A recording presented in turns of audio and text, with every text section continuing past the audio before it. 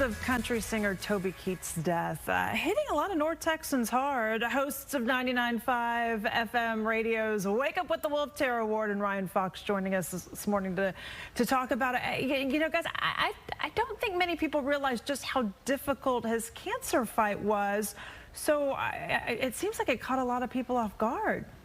It was very Toby Keith of Toby Keith to not burden us with how difficult it was. It's just kind of how he was. I always saw him as a protector. I met him when he first started out. I feel like we grew up together on The Wolf. We literally did an appearance at a Chili's together, Lauren, and he has always stayed that gracious and loving. But I know why we didn't know it was so bad, because he didn't want us to know, because that's just Toby. Yeah, I didn't realize that he had so many connections to the Dallas Cowboys, even with some of his songs in Monday Night Football, because he was a semi-pro football player at one point, so I know he loves sports. But also, I didn't realize that he was like a smart businessman too, actually helping launch the record label that first signed Taylor Swift. In fact, he was making money when Taylor Swift was making money, because he was able to, I guess, off of some of her royalties and stuff at some point, right?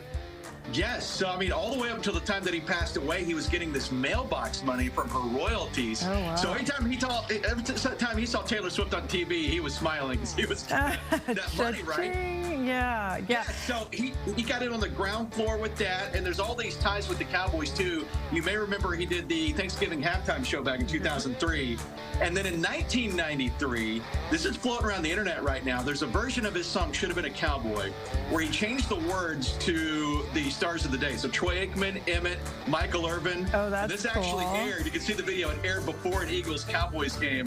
It just shows you just how much, Texas meant to him, and the Cowboys did too. Yeah. It's, and I love that he was such a family guy, and lots to talk about with Toby Keith, but I know many are going to miss him in the country world as well. Let's talk about, since we had mentioned Taylor Swift, I did want to get in this kid. He's a college kid who clearly is pretty smart, because he has shaken things up. He has been tracking private planes, and I guess Elon Musk got mad at him, and now Taylor Swift is taking up this issue and is not happy about the fact that he's been tracking her private planes. If you're a guy in college and you're trying to get a date, do you want to make Taylor Swift mad? I'm thinking all the girls are run the other way. So she has sent him a cease and desist.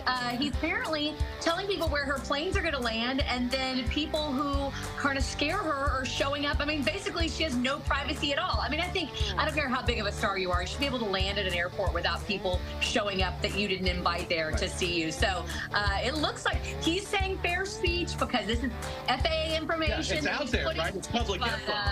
Yeah, bro, if you want any female to love you, you probably need to get off Taylor Swift's flight. It's not good for Valentine's Day to be pulling. No.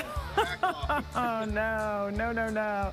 You can listen to Terror Ward with Ryan Fox on the all-new Wake Up with the Wolf show, 5 to 10 a.m. 99.5 The Wolf.